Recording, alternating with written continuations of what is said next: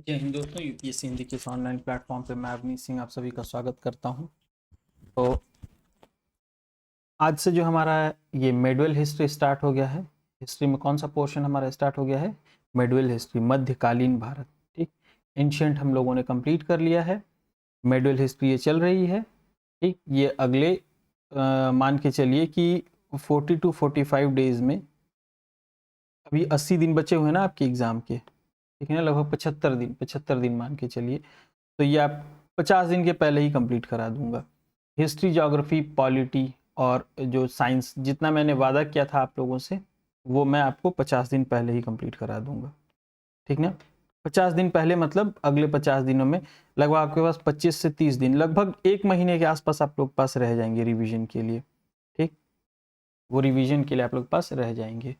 Daily एक page हम लोग लगभग कवर करते हैं, तो बहुत आसानी से कवर हो जाएगा, है ना। आप लोग परेशान मत होइए। आप लोग परेशान हुए अपने रिवीजन के लिए कि रिवीजन अगर नहीं कर रहे हैं तो फिर कंप्लीट करने का कोई मतलब नहीं है ना।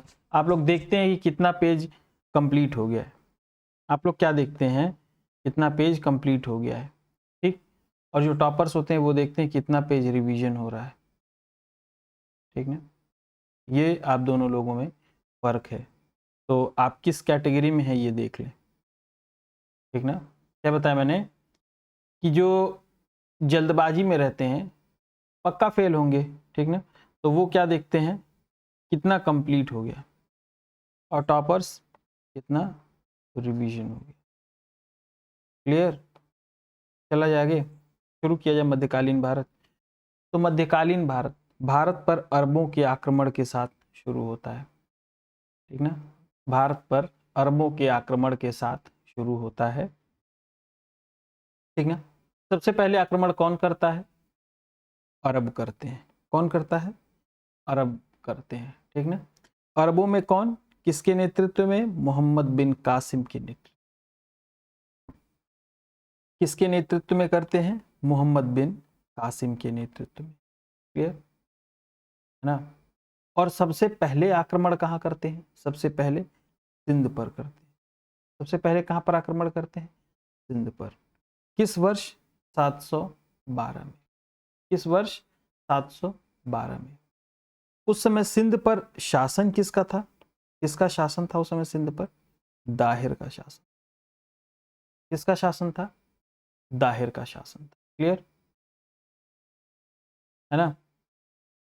अरब वासियों का जो है भारत पर आक्रमण करने का उद्देश्य क्या था? यहां से पीसीएस प्रश्न पूछता है, आक्रमण करने का उद्देश्य क्या था? धन दौलत लूटना। क्या था? धन दौलत लूटना। ठीक ना, धन दौलत लूटना और इस्लाम धर्म का प्रचार प्रसार कर, इस्लाम धर्म का प्रचार प्रसार कर। ठीक, नेक्स्ट है हमारा जो टॉपिक है वो है महमूद गजनी। ठीक ना, महमूद गजनी। तो बात करेंगे पहले गजनी की, फिर तब महमूद गजनी की। 932 की बात है। ठीक है ना, गजनी साम्राज्य की स्थापना किसने की? अल्पतगीन ने। अल्पतगीन ने क्या की? गजनी साम्राज्य की स्थापना की और उसकी राजधानी गजनी। ठीक है, उसके बाद अल्पतगीन की मृत्यु जब हो जाती है तो यह पिरितिगीन यहाँ पर शासन करता है। कौन शासन करता है? पिरितिगीन शासन करता है। ठीक है ना, और इसी के समय में पहला आक्रमण भारत पर होता है। ठीक ना, पहला आक्रमण भारत पर होता है। ठीक, किसके खिलाफ होता है? शाही वंश के शासक जयपाल के खिलाफ। किसके खिलाफ? शाही वंश के शासक जयपाल के खिलाफ। ठीक ना, अल्पतगीन का गुलाम कौन होता है? सुबुक्तगीन। सुबुक्तगीन। ठीक ना, अल्पतगीन का गुलाम कौन होता है? सुबुक्तगीन। ठीक ना, यह इसका गुलाम भी होता है और दामाद भी होता है। यह गजनी की गद्दी पर बैठता है। ठीक ना, कब? 977 में बैठता है। ठीक ना, और इसी सुबुक्तगीन का पुत्र था कौन? महमूद गजनी। महमूद गजनी। ठीक, अपने पिता जिस समय इसके पिता शासन कर रहे थे उस समय गजनी कहाँ का शासक था? महमूद गजनी खुरासान का था, ठीक ना। और यह 27 वर्ष की उम्र में गद्दी पर बैठा, ठीक ना, गद्दी पर बैठा, राइट। ये महमूद गजनी ने कुछ उपाधियां ली थी। कौन सी? यमीन उद दौला और यमीन उद मिल्लाह की उपाधि किसे दी गई थी? गजनी को। और यदि पूछे कि किसने दिया था यह उपाधि, तो बगदाद के खलीफा अल आदिर बिल्लाह ने। किसने दिया था? बगदाद के खलीफा अल आदिर बिल्लाह ने। क्लियर? चले। महमूद गजनी भारत पर कितनी बार आक्रमण किया? 17 बार। इसका उद्देश्य क्या था? धन की प्राप्ति, ठीक ना। इसने इतनी मूर्तियां तोड़ी कि इसे मूर्ति भंजक नाम से जाना जाने लगा। महमूद गजनी को किस नाम से जाना जाने लगा? मूर्ति भंजक के नाम से जाने लगा, ठीक है ना। प्रथम आक्रमण कब किया? 1000 ईस्वी में किया। प्रथम आक्रमण कब किया? 1000 ईस्वी में किया, ठीक ना। 1001 में शाही राजा जयपाल के विरुद्ध आक्रमण किया इसने। शाही राजा जयपाल के विरुद्ध इसने क्या किया था? आक्रमण किया था। अभी हमने देखा था ना यहाँ पे, यहाँ पर शाही राजा जयपाल के विरुद्ध, ठीक है ना। तो ये आक्रमण, माफ कीजिएगा थोड़ा सा, ये शायद मैंने प्रीतिगीन पहले बोल दिया था, ठीक ना। प्रीतिगीन शायद पढ़ाते समय बोल दिया था, तो प्रीतिगीन के समय में नहीं हुआ था। किसने किया था ये आक्रमण? यह आक्रमण महमूद गजनी ने किया था, ठीक है ना। किसने किया था? महमूद गजनी ने किया था। क्लियर? महमूद गजनी ने किया था 1001 में, ठीक है ना। शाही राजा जयपाल के शासनकाल में, शाही राजा जयपाल के शासनकाल में, ठीक है ना। ये कहाँ का शासक था? पंजाब। कहाँ का था? पंजाब का, ठीक। गलती के लिए माफ कीजिएगा। चले आगे। इसमें जयपाल जो है वो हार गया था, ठीक है ना, इसकी पराजय हुई थी। मूर्तिवाद के विरुद्ध पहली महत्वपूर्ण जीत किस युद्ध को बताया गया है? किस हमले को बताया गया है? नागरकोट के विरुद्ध हमले को, जो कि 1008 में हुआ था। नागरकोट के विरुद्ध हमले को बताया गया था, जो कि 1008 में हुआ था। क्लियर? महमूद गजनी ने थानेसर के चक्रस्वामिन की कांस्य से निर्मित आदमकद प्रतिमा को गजनी भेजकर रंगभूमि में रखवाया था। तो ये कार्य किसने किया था? महमूद गजनी ने किया था, ठीक। इसने सोमनाथ मंदिर, जो कि सौराष्ट्र में है, इस पर आक्रमण कब किया? तो 1025 में किया, ठीक है ना। और आक्रमण के समय अनहिलवाड़ के शासक ने इसके खिलाफ लड़ रहे शासकों की सहायता की थी। इसकी वजह से महमूद ने जो है अनहिलवाड़ के शासक पर भी आक्रमण कर दिया, ठीक है ना। महमूद ने अनहिलवाड़ के शासक पर आक्रमण कर दिया था, ठीक है ना। और जब मंदिर से सारा माल पानी ये लूट कर ले जा रहा था, तो जाटों ने आक्रमण भी किया था और कुछ संपत्ति भी लूट ली थी, ठीक। भारत में 12 ज्योतिर्लिंग हैं, जिनमें से प्रथम कौन सा है? सोमनाथ है, गुजरात में अरब सागर के तट पर। और इसको क्या किया था? सरदार वल्लभ भाई पटेल ने इसका पुनर्निर्माण करवाया था, और राजेंद्र प्रसाद द्वारा इस मंदिर में प्राण प्रतिष्ठा की गई थी। किसके द्वारा? राजेंद्र प्रसाद द्वारा, ठीक ना।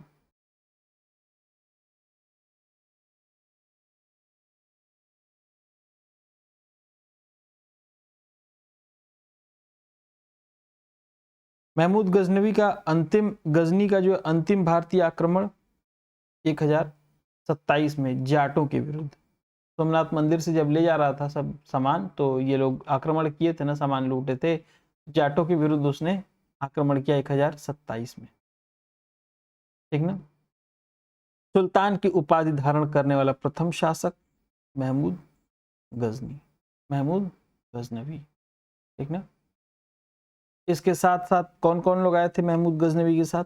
अल-बरूनी, फिरदौसी, उतबी और फारूकी। अल-बरूनी, फिरदौसी, उतबी और फारूकी इसके साथ में। क्लियर। नेक्स्ट, मोहम्मद गौरी। मोहम्मद गौरी। तो अभी तक हमने किसको किसको देखा? सबसे पहले तो अरब आक्रमण, फिर अगर क्रम में लगाने दे तो फिर तुर्क आक्रमण, फिर अब मोहम्मद गौरी के बारे में। ठीक, गौर मोहम्मद गजनी के अधीन क्या था? महमूद गजनी के अधीन क्या था? एक छोटा सा राज्य था, ठीक है। गौरी वहां का शासक कब बना? 1173 में, ठीक ना। और इसने फिर क्या किया? भारत पर आक्रमण कर दिया मुल्तान के विरुद्ध।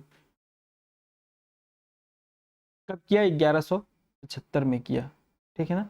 दूसरा आक्रमण पाटन, जो कि गुजरात में, पहला मुल्तान, दूसरा पाटन, ये याद रखिए, क्रम याद रखें आप, ठीक ना। 1178 में।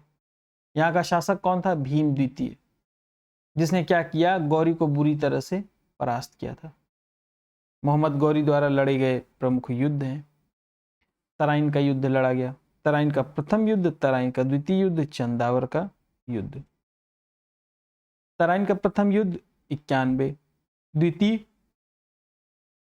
92, चंदावर 94, ठीक ना। ये जयचंद कौन है? याद है जयचंद कौन है? हम लोग पढ़े थे इसके पहले। जयचंद कौन है?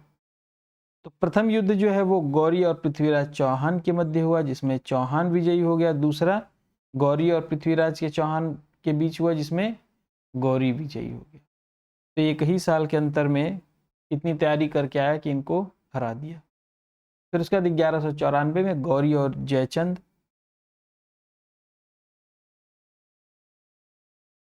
इसमें भी गौरी विजयी हुआ। क्लियर। तराइन के प्रथम युद्ध में पृथ्वीराज चौहान का सेनापति कौन था? कौन था? स्कंद, ठीक है ना। कौन था? स्कंद था। क्लियर। नेक्स्ट, मोहम्मद गौरी भारत द्वारा विजित प्रदेशों को शासन का भार अपने गुलाम सेनापतियों को सौंपते हुए जो है गजनी लौट जाता है, और फिर इसकी 1206 में हत्या कर दी जाती है। फिर उसके बाद सल्तनत काल, यहाँ से शुरू होता है हमारा सल्तनत काल। क्लियर। हमारा सल्तनत काल शुरू होता है यहाँ पे। और सल्तनत काल में कभी आपसे क्रम पूछ दे तो ऐसे याद रखिएगा,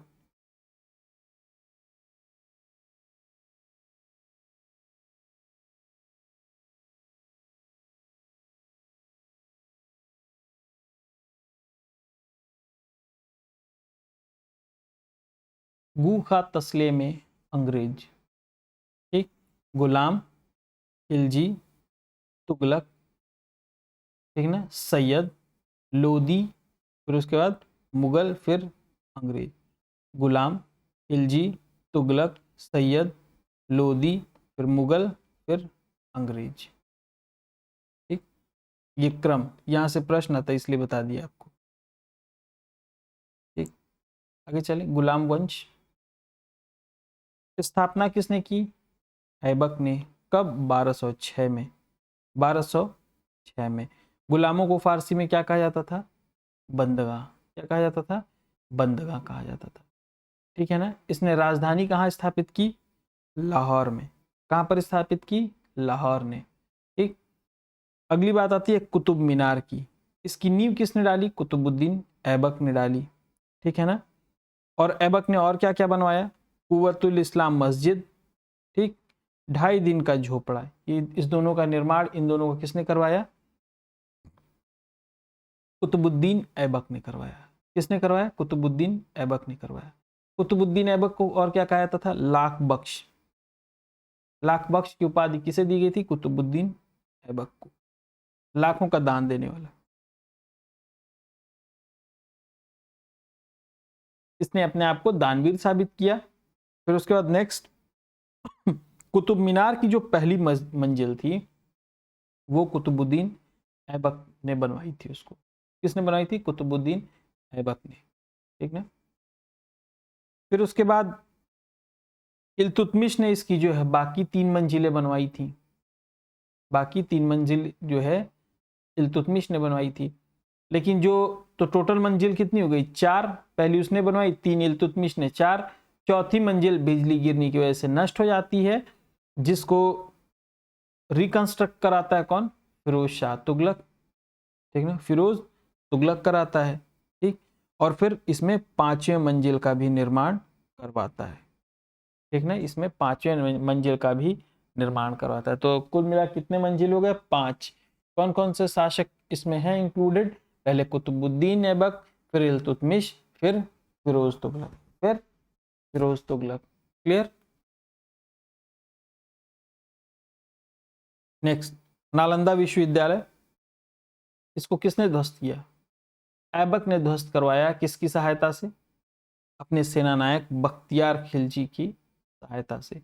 सेनानायक बख्तियार खिलजी की सहायता से, ठीक है। ये बहुत इंपॉर्टेंट है। नालंदा नालंदा विश्वविद्यालय, आप लोग कमेंट करके बताइए नालंदा विश्वविद्यालय की स्थापना किसने करवाई और ये कहां पर है, दोनों बताइएगा। नालंदा विश्वविद्यालय की स्थापना किसने करवाई और ये कहां पर है? नालंदा विश्वविद्यालय को ऐबक ने ध्वस्त करा दिया अपने सेनानायक बख्तियार खिलजी के माध्यम से, और अंत में ऐबक की मृत्यु होती है। यहां से प्रश्न पूछता है, चौगान खेलते समय घोड़े से गिरकर। और ऐबक को कहां दफनाया जाता है? लाहौर में। ऐबक को कहां दफनाया जाता था अंततः? लाहौर में, ठीक ना। ऐबक का उत्तराधिकारी कौन होता है? आराम शाह। आराम शाह की हत्या कौन करता है? इल्तुतमिश। और इल्तुतमिश फिर फाइनली दिल्ली की गद्दी पर बैठता है, ठीक। यह इलबरी तुर्क था, इल्तुतमिश इलबरी तुर्क था, ठीक। और ऐबक की मृत्यु के समय ये बदायूं का गवर्नर था। कहाँ का था? बदायूं का गवर्नर, ठीक। इसने राजधानी लाहौर से कहाँ स्थानांतरित कर दी? दिल्ली। लाहौर से कहाँ लेकर के आया? दिल्ली। कौन कौन लेकर के आया? इल्तुतमिश। कौन लेकर के आया? इल्तुतमिश, ठीक ना। फिर हौज सुल्तानी का निर्माण जो है दिल्ली कुहना के निकट किसने करवाया? इल्तुतमिश ने। किसने? इल्तुतमिश ने। इल्तुतमिश पहला शासक था जिसने बगदाद के खलीफा से सुल्तान की वैधानिक स्वीकृति प्राप्त की थी, ठीक ना। सबसे प्रश्न पूछे अगर कि वह पहला शासक जिसने बगदाद के खलीफा से सुल्तान के पद की वैधानिक स्वीकृति प्राप्त की थी, तो आपका उत्तर क्या होगा? इल्तुतमिश। क्या होगा? इल्तुतमिश, ठीक ना। उसके बाद कौन आता है?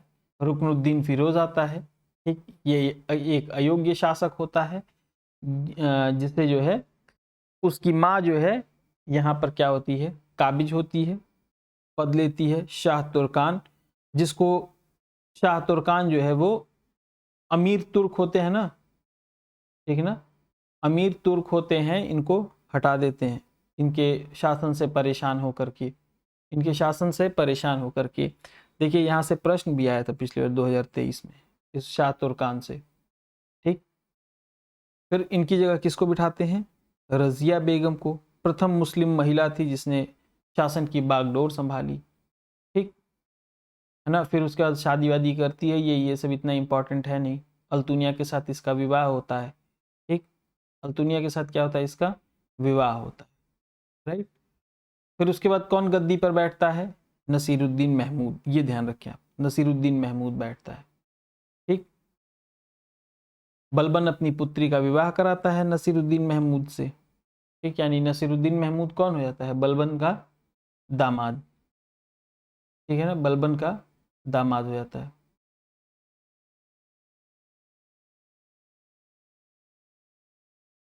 नेक्स्ट है बहाउद्दीन, किसका नाम था पूछे प्रश्न में? तो बलबन का नाम था, ठीक।